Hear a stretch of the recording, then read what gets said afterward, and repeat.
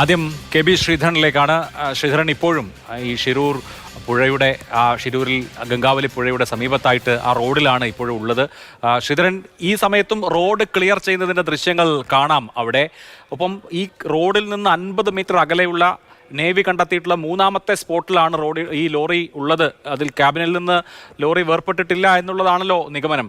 ഇന്ന് രാത്രിയിൽ എന്താണ് നടക്കാനുള്ളത്? തെർമൽ സ്കാനർ ഉപയോഗിച്ചുള്ള പരിശോധന രാത്രിയിലും ഉണ്ടായേക്കുമെന്ന് നേരത്തെ സൂചന ഉണ്ടായിരുന്നു. അത് എപ്പോഴാണ് നടക്കുക?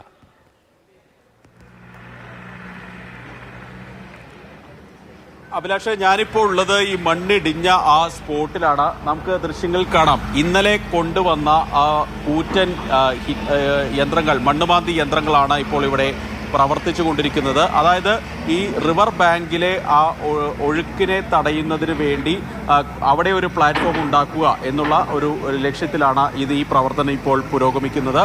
അതായത് ഈ സ്പോട്ടിലേക്ക് അധികം അടിയൊഴുക്ക് ഇല്ലാതിരിക്കാൻ, കുത്തൊഴുക്ക് ഇല്ലാതിരിക്കാനുള്ള ഒരു ശ്രമം നടത്തുക. അതിനുവേണ്ടി 2 ചാലുകൾ കീറി ഒഴുക്കിനെ ഗതി മാറ്റിവിടുക. അതിനുള്ള നടപടികളാണ് ഈ രാത്രിയിലും ഇവിടെ പുരോഗമിക്കുന്നത്. നമ്മൾ ഇന്നലെ തന്നെ ഈ യന്ത്രത്തിൻ്റെ സവിശേഷതകളൊക്കെ പങ്കുവച്ചതാണ്. രാത്രിയിലും ഏത് മഴയിലും പ്രതികൂല കാലാവസ്ഥയിലുമൊക്കെ ഇത് പ്രവർത്തിക്കാനാകും എന്നുള്ള കാര്യമാണ്. ഇന്നത്തെ ഒരു കാര്യമെടുത്താൽ ഏറ്റവും പ്രധാനം ഈ ഡ്രോൺ ഉപയോഗിച്ചുള്ള പരിശോധന തന്നെയാണ്. ഈ ഡ്രോൺ ഉപയോഗിച്ചുള്ള പരിശോധനയിൽ നിന്നാണ് ഇന്ന് നിർണായക വിവരങ്ങൾ കിട്ടിയത്. അതായത് 4 സ്പോട്ടുകളാണ് കിട്ടിയത്.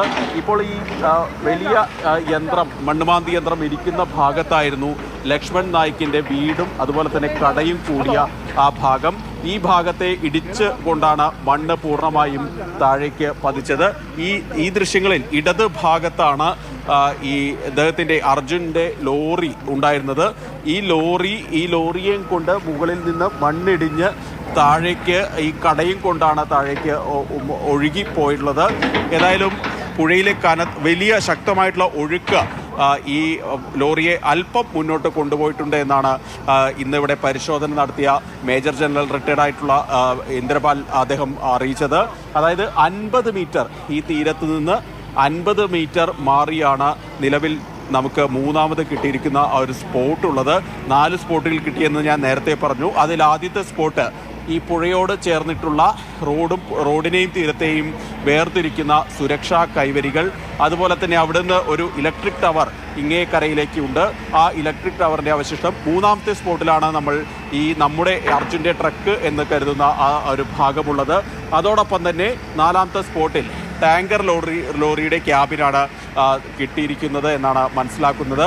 ഏതായാലും അർജുൻ്റെ ട്രക്ക് ഇതുവരെ ഇതിൽ നിന്ന് ഈ എൻജിൻ, ക്യാബിനും അതുപോലെ തന്നെ ട്രക്കിൻ്റെ മറ്റ് ഭാഗങ്ങളും തമ്മിൽ വേർപെട്ടിട്ടില്ല എന്നുള്ള വിവരമാണ് ലഭിക്കുന്നത്. അങ്ങനെ വേർപെട്ടിരുന്നെങ്കിൽ 5ാമതൊരു സ്പോട്ട് കൂടി അവിടെ കാണാൻ കഴിയുമായിരുന്നു എന്നാണ് ഈ ഇന്ദ്രപാലൻ പറയുന്നത്. മറ്റൊരു പ്രധാനപ്പെട്ട ഒരു കാര്യം, ഇന്ന് ഈ വാഹനത്തിൽ നിന്ന്, അർജുൻ്റെ വണ്ടിയിൽ നിന്നുള്ള തടിക്കഷ്ണങ്ങൾ ഈ പുഴയിൽ നിന്ന് ഈ സ്പോട്ടിൽ നിന്ന് ഏതാണ്ട് 8 കിലോമീറ്റർ ദൂരത്ത് നിന്ന് കണ്ടെത്തിയിരുന്നു. ഏതായാലും അങ്ങനെയുള്ള പല കണ്ടെത്തലുകളും ഇന്ന് ഡ്രോൺ ഉപയോഗിച്ച് നടത്തിയ തിരച്ചിലിൽ നിന്ന് നമുക്ക് മനസ്സിലാകാൻ സാധിച്ചിട്ടുണ്ട്. നിലവിൽ ഏതായാലും ആ ഡ്രോൺ ഉപയോഗിച്ചുള്ള പരിശോധന രാത്രിയും തുടരുന്നുണ്ട്. പിന്നെ അതിൽ തെർമൽ സ്കാനറുകൾ ഉൾപ്പെടെ ഉപയോഗിച്ചുകൊണ്ടുള്ള പരിശോധന നടത്തുമെന്ന് അറിയിച്ചിട്ടുണ്ട്. അതിന് പ്രധാന കാരണം നിലവിലെ പരിശോധനകളിൽ മനുഷ്യ സാന്നിധ്യം നമുക്ക് കണ്ടെത്താനായിട്ടില്ല. തെർമൽ സ്കാനറുകൾ ഉപയോഗിച്ചാൽ മനുഷ്യ ശരീരത്തിലെ ചൂടുണ്ടെങ്കിൽ അത് കണ്ടെത്താനാകും എന്നുള്ളൊരു വിലയിരുത്തലാണ് രക്ഷാദൗത്യത്തിന് നേതൃത്വം നൽകുന്ന ആളുകൾ.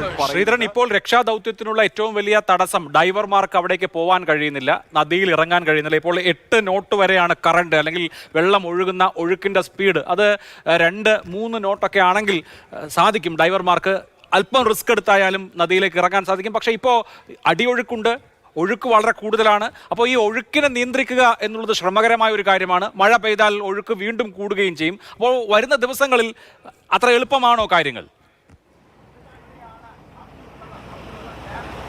അല്ല, ഒട്ടും എളുപ്പമല്ല കാര്യങ്ങൾ. പ്രത്യേകിച്ച് അഭിലാഷ് സൂചിപ്പിച്ചപ്പോൾ തന്നെ പുഴ ഇവിടെ പൂങ്കാര ശബ്ദത്തോടു കൂടി ഒഴുകുകയാണ്.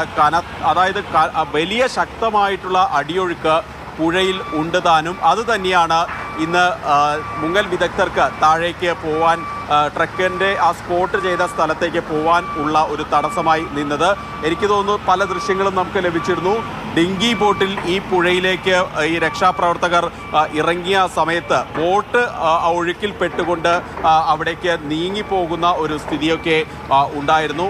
ഏതായാലും വലിയ ശക്തമായിട്ടുള്ള ഒഴുക്ക് ഇവിടെ തുടരുന്നു. അത് തന്നെയാണ് ഈ രക്ഷാപ്രവർത്തനത്തിലെ ഏറ്റവും പ്രതിബന്ധം സൃഷ്ടിക്കുന്നത്. രണ്ടാമത്തെ ഘടകം എന്നുള്ളത് കാലാവസ്ഥയാണ്. മഴ ശക്തമായി തുടരുന്നു. അതോടൊപ്പം ഈ ഭാഗത്ത് വലിയ കാറ്റ്, ചീറിയടിക്കുന്ന കാറ്റ് എന്ന് പറയുന്നത് പോലെ ആളെ തള്ളിക്കൊണ്ടു പോകുന്ന തരത്തിലുള്ള കാറ്റാണ് വീശിയടിക്കുന്നത്. ഇതൊക്കെ രക്ഷാപ്രവർത്തനത്തിന് തടസ്സം തന്നെയാണ്. ഇതിൽ ഒഴുക്കിൻ്റെ കാര്യം പറയുമ്പോൾ തന്നെ ഈ ഒഴുക്കിനെ നിയന്ത്രിക്കുന്നതിന് വേണ്ടിയാണ് ഇങ്ങനെ 2 ചാനലുകൾ കീറി ആ ഗതി മാറ്റുന്നതിന് വേണ്ടി, ആ ഒഴുക്കിൻ്റെ ഗതി മാറ്റുന്നതിനുള്ള ശ്രമങ്ങൾ നടത്തുന്നു. പ്രത്യേകിച്ച് മണ്ണ് വീണ് പലയിടത്തും ഈ ഒഴുക്ക് തടസ്സപ്പെടുന്ന രീതിയിൽ മണ്ണ് വീണ് കിടക്കുന്നുണ്ട്. അതുകൊണ്ട് തന്നെ ഈ കരയുടെ ഭാഗത്തിലേക്ക് നമ്മൾ പകൽ ഉള്ള ദൃശ്യങ്ങളൊക്കെ കണ്ടിരുന്നു. ഒരു വളവിലൂടെയാണ് ഈ ഭാഗം, പുഴ ഇവിടെ വളഞ്ഞൊഴുകുന്ന ഒരു ഭാഗം കൂടിയാണ്. അതുകൊണ്ട് തന്നെ ശക്തമായ ഒഴുക്കുണ്ടാകും, ചുഴികളുണ്ടാകും, വല്ലാത്ത അടിയൊഴുക്ക് ഉണ്ടാകും. ഇതെല്ലാം കൊണ്ട് തന്നെ വലിയ പ്രതിസന്ധി ഈ മുങ്ങിത്തപ്പുന്നതിന് ഉണ്ടായിരുന്നു. ഏതായാലും ഇന്നത്തെ ഒഴുക്ക് എന്നുള്ളത് 6 നോട്ട് വരെയാണ്. ഒരു 2 നോട്ടാണെങ്കിൽ മാത്രമേ മുങ്ങൽ വിദഗ്ധർക്ക് പുഴയിലേക്ക് ഇറങ്ങാൻ സാധിക്കുകയുള്ളൂ. അതായത് 3 നോട്ടാണെങ്കിൽ പോലും ഇറങ്ങാറുണ്ട്. പക്ഷേ അത് ആരുടെയെങ്കിലുമൊക്കെ ജീവൻ രക്ഷിക്കാനാണെങ്കിൽ മാത്രമേ അങ്ങനെ മുങ്ങൽ വിദഗ്ധർ ഇറങ്ങാറുള്ളൂ. ഏതായാലും ആ ഒഴുക്ക് കുറയാതെ ഈ മുങ്ങിത്തപ്പുന്ന നടപടികളിലേക്ക് പോകാൻ ആവില്ല എന്നുള്ളൊരു കാര്യം ഇവിടെയുണ്ട്. അത് തന്നെയാണ് ഈ രക്ഷാപ്രവർത്തനത്തിന് ഏറ്റവും വലിയ പ്രതിസന്ധി സൃഷ്ടിക്കുന്നതും. അതായത് ഒരു പക്ഷേ നമുക്ക് ഈ ലൊക്കേറ്റ് ചെയ്യാൻ കഴിഞ്ഞാലും പുഴ കനിയണം, നമുക്ക് ഇത് ട്രക്ക് വീണ്ടെടുക്കണമെങ്കിൽ അല്ലെങ്കിൽ